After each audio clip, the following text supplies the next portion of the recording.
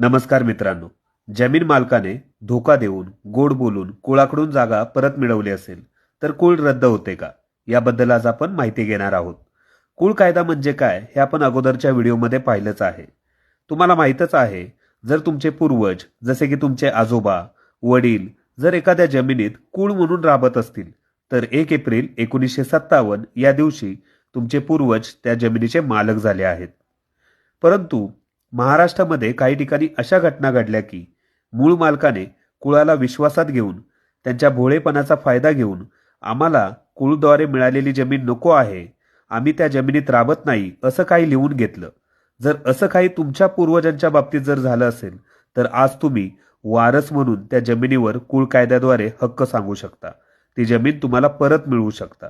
याबद्दल काही जजमेंट आहे का? आहे, स्क्रीनवरती देतोय. हा व्हिडिओ आवडला असेल तर शेअर करा, लाईक करा आणि फॉलो करा. धन्यवाद.